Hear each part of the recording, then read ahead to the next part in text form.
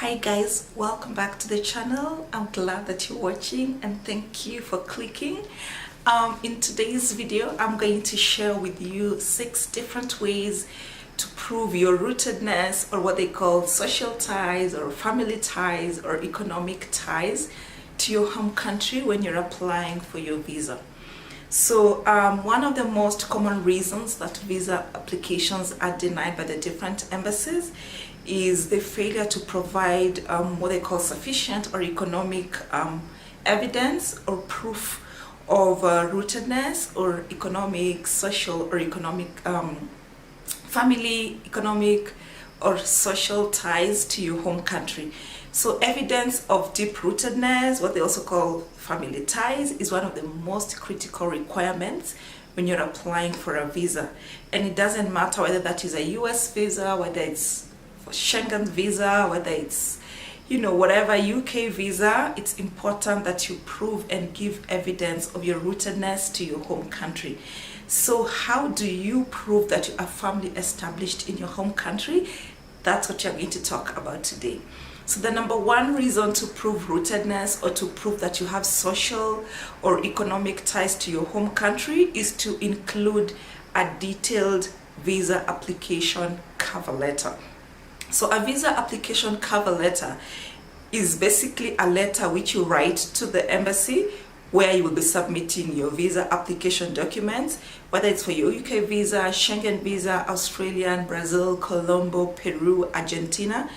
It doesn't matter. So I know the temptation to skimp on this requirement is very real, and most of us just want to just write something and skim through, but please take your time to write it very well. And yes, the consular officers actually read this letter, so make sure you write yours really well. And my personal recommendation is that you always include a compelling cover letter for every visa application, even those that do not request for one. So there are those embassies where it's mandatory to include a cover letter. So for example, when you're applying for a visa to Bahrain, when you're applying for a visa for the UK embassy, when you're applying for a visa to Brazil, I know those are some of the ones where it's compulsory. Schengen visa, for example, it's compulsory to have a visa cover letter. And in this day and age where most embassies have outsourced their visa document collection processes to agencies such as VFS, it's important that you really write that cover letter well, because you do not get an opportunity to speak to an actual visa officer. So they are relying basically on the information that you provide to them. So it's important that, because you don't get a chance to explain yourself to the embassy office or to the consular officer that is handling your case, they're gonna just peg everything on the information that you provide. And besides that, most visa application forms are very standardized, and you may not exactly be customized to your particular situation. So I remember, for instance, when I was applying for my Schengen visa via the French embassy, I had wanted to get a 2-year multiple entry, but at the time I was just going to visit France in July, and then I had another function in September. But when you look at the French, the standard Schengen visa application form, it only has a singular block to enter your intended travel days. So putting only one block of dates may have resulted in getting a visa just for that specific period, and that means I'll need to keep going back to the embassy every other time. So I'll need to go back for the July visa and then for the September visa, and that's just not efficient. So anyway, what I did, I squeezed in my request on the side of the application form, and then I was also fortunate to speak to a visa officer, and my request was granted. But it's not always like that. So just make sure that you include as much detail as possible in your cover letter, and make your visa officers work really easy. Yeah, when you cover all the information in the cover letter, and you already get a soft spot with them. I mean, it's natural when you make somebody's work easy, they kind of start liking you. And just make their work more efficient, and also efficient for you.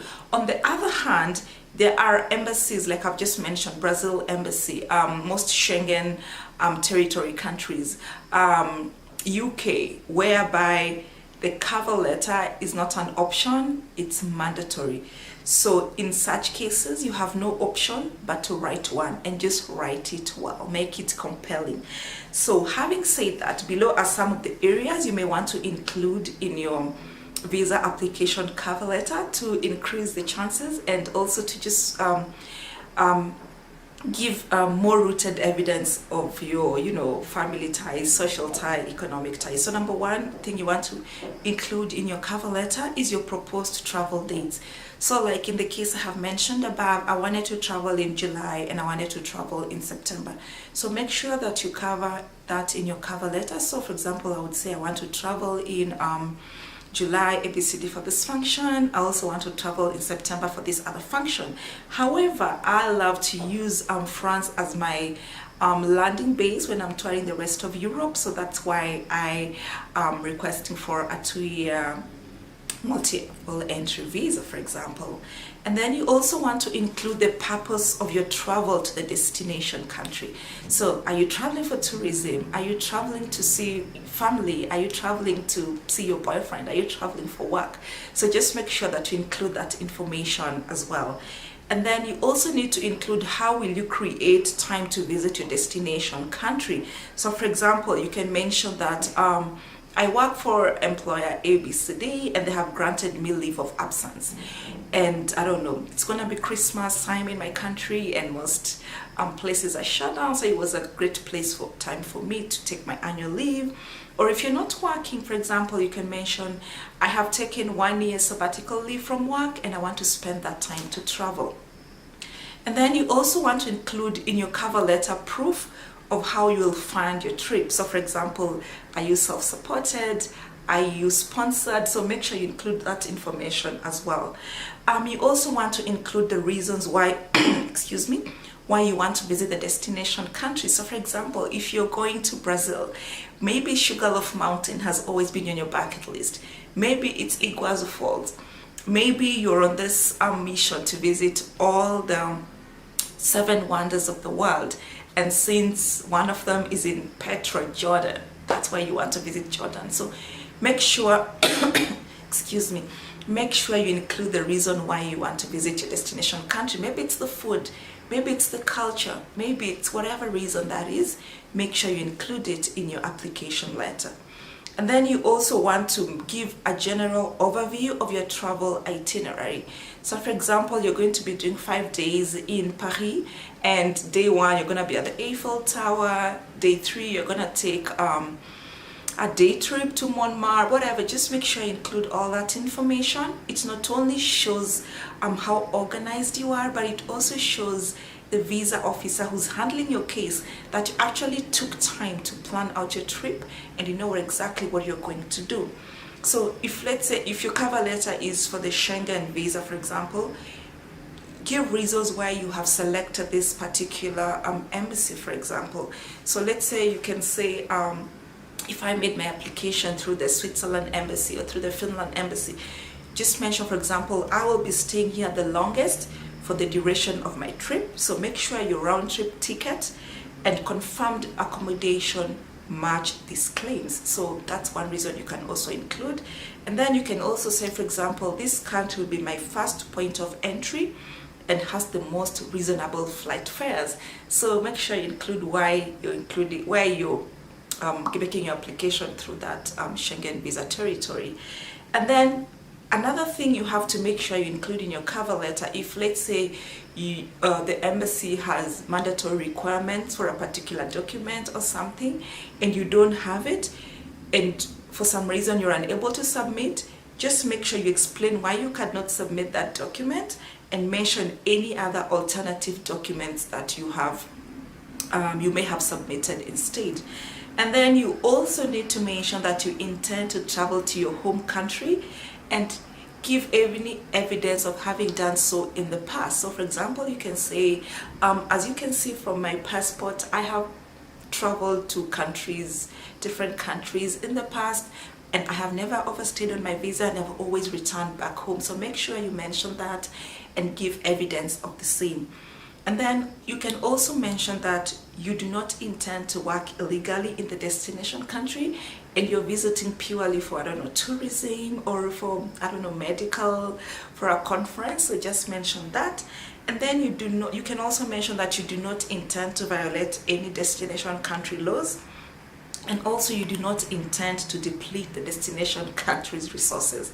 So again, I'm gonna leave a link at the bottom for a sample tourist cover letter that I presented for my Brazil visa application in Kenya. So I'm gonna leave a link there, and you can just, you never know, it could help you out in writing your own cover letter. So we've mentioned number one, make sure to include a compelling visa application cover letter. So, to prove your rootedness, to prove your social ties, your economic ties back home. The second way that you can prove that you have strong economic or social ties back home is by showing enough evidence for your personal and economic circumstances. So here, basically, you need to prove to the visa officer who will be handling your case that you're capable of traveling to the destination country and back. You're also able to take care of yourself when you're there, and this doesn't matter whether your trip is sponsored or you're self-sponsored. You need to prove to the visa officer, even if, let's say, your trip is sponsored, if God forbid your sponsor backed out on you, are you still able to take care of yourself? So that's what you're talking about here. And you can prove this through maybe like a 6-month bank statement. Just make sure that your bank statement, let's say if you're employed, it shows how your salary has been coming in. If you're in business, it should show how you have been receiving revenue from your business and other income. Whatever it is, just make sure that your bank statement is consistent and it shows how money has been coming in. And if, let's say, you're applying for the UK embassy visa, make sure that your bank statement, if there's any large undocumented deposits, that you give an explanation. If you sold a piece of land, attach your lease, attach the sale agreement.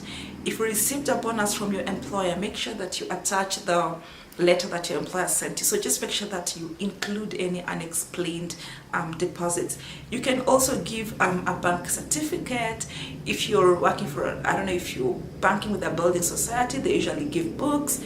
You can include your pay slips for the last 6 months. So whatever it is, just make sure you have sufficient funds in your bank account to cover your stay, and also in your destination country, and that you have some sufficient leftover money when you come back to your home country. And personally, one rule that I use for my own personal accounting is anytime I'm applying for a visa, so let's say I'm applying for a 5-day visa, I'll make sure that I have at least equivalent of $150 for every single day that I intend to stay in my destination country.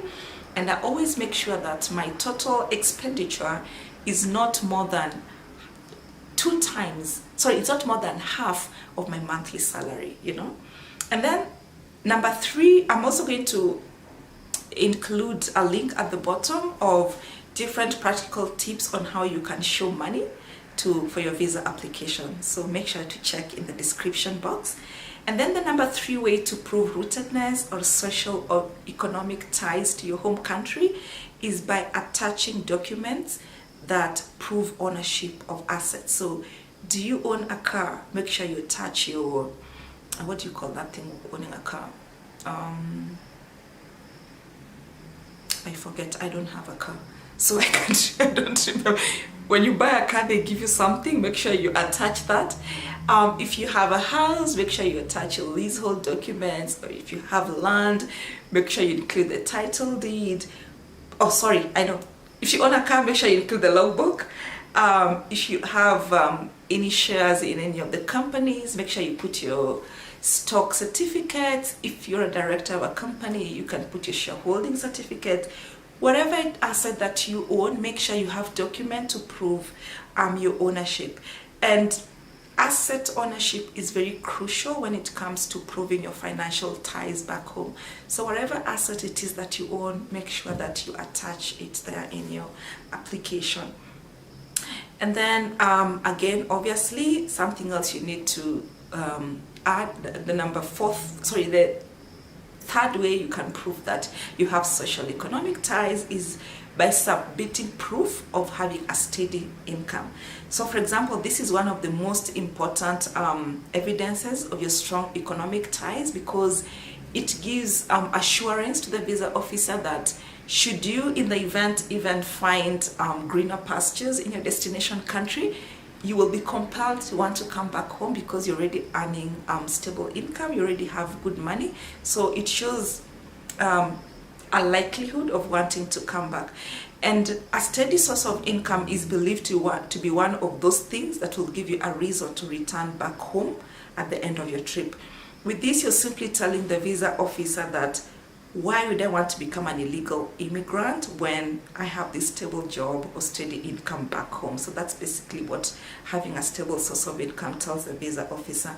So some of the documents you can submit in support of having a steady source of income for your visa application can be your a letter from your employer showing like Eva has worked with us since, I don't know, the last 7 years, and this is her position, this is her salary, and we have given her 10 days of her annual leave, and when she finishes her trip, she will come back to work for us. You can also submit your monthly pay slips, so for the last like 6 months or so, make sure you attach that. Let's say if you earn rental, if you have rental income, make sure you also attach statements where the money comes in. If you have lease agreement with your tenant, make sure you include that. And you can also include your certified bank statements from your bank. Again, make sure they include your salary, how it's been coming in, or if it's your business money. If you own a business, make sure you also include the certificate of registration with your name on it, and as well as bank statement showing how money has been coming into your business. And if, let's say, your business is online, for example, you need to prove you've been having sales, you can take a screenshot of your business account and then you attach that as well. And the documents, again, as I've mentioned, will vary depending on your status. So if you're employed, for example, things like pay slips will help, letter of employment. If you own a business, attach your business registration certificate, your KRA tax compliance certificate, or the tax acknowledgement receipt. If, let's say, you're a digital nomad or you're a freelancer, again, without a business registration certificate, I suggest you register your business. I know, for example, in Kenya, it takes like 3 to 5 minutes to register via the eCitizen platform. And in about 2 weeks, you will have your business registration certificate, and it just costs 100 shillings. I don't think that's too much to prove rootedness.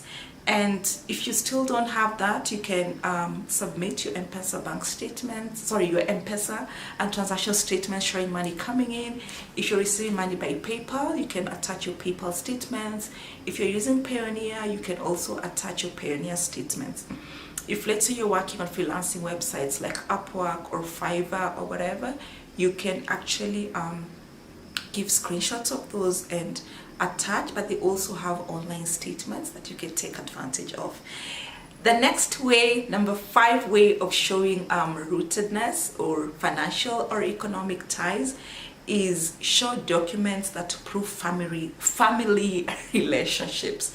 So this will help you, especially in proving your social ties. I mean that you have other non-economic reasons for wanting to come back to your home country at the end of your trip. And you're basically telling the visa officer, because of my family relationships, I have intention to come back and I have no reason to overstay on my visa or no motivation to work illegally. So if you're married, you can submit your marriage certificate. If you're a parent, you can submit your child's birth certificate. If none of these situations apply to you, then I guess it'll be the 2Jipange, or just find something else. And it just means you're probably stuck to economic ties. So just make sure that they're strong enough to make a case for you. And last but not least, just be practical, in trying to prove your social, economic, financial, whatever ties rootedness. I always tell people that one of the easiest ways to get your visa approved is to get as many visas as possible and as many stamps as possible on your visa. Can you imagine the amount of convincing you will need to, let's say, get a UK visa, a Schengen visa, or UK visa, and you're trying to talk to a visa officer, you're trying to tell them that you want to go and tour their country, and yet you've never gone even to the next county. You've never gone beyond your own country, and you're here trying to convince a visa officer that you want to go and tour Paris, or you want to go to London, or you want to go to New York, and you've never even been to Uganda. It's a little like a really tough call on your part. So I'm not saying that it's impossible to get a visa on a blank passport, or if you've never gone beyond your country that you can't get a visa, but it just makes it a little more difficult on your part. So all I'm saying that it's usually much better and much easier if you started travel locally or regionally, and then from there you can start asking, especially if they're tourist visas. It's usually much easier to get a visa if you already started traveling. So I know, for example, with the UK embassy, like your chances are near zero to get a tourist visa if you have never traveled outside of your country. Like, I know several people whose visas have been denied, and the reason they were given is because you have never traveled before. So all I'm saying is that try as much as is reasonably possible to travel locally within your borders, outside your borders, regionally, at least within your continent. And also you can visit other countries that don't need visa. So let's say if you're in Kenya, for example, go to Malaysia, go to Singapore, go to Seychelles, and try get a few stamps here and there before you start claiming you want to go to London, for example, that requires a visa.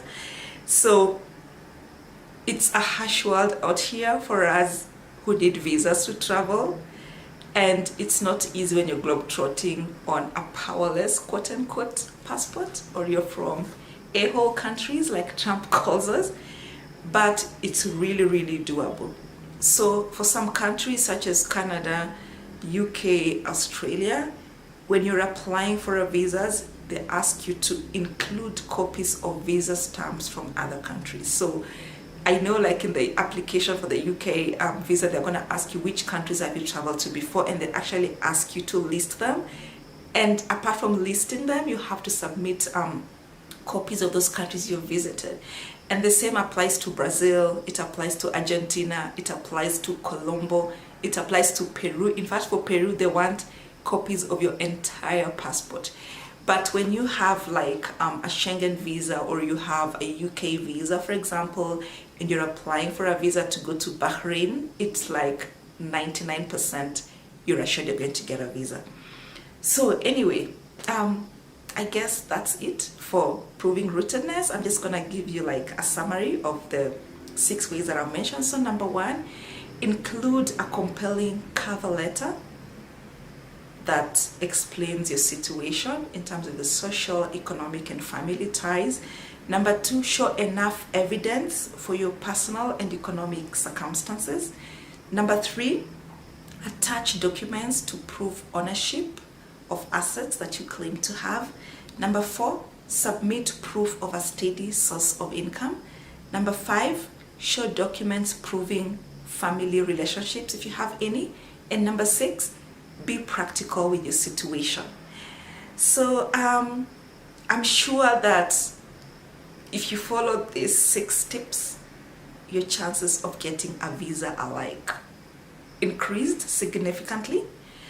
But again, getting a visa is at the sole discretion of the visa officer that will handle your case, and no one can guarantee that if you have strong ties, you have strong economic ties, strong social ties, strong family ties, that your visa will be granted, but it just increases your chances of getting the visa.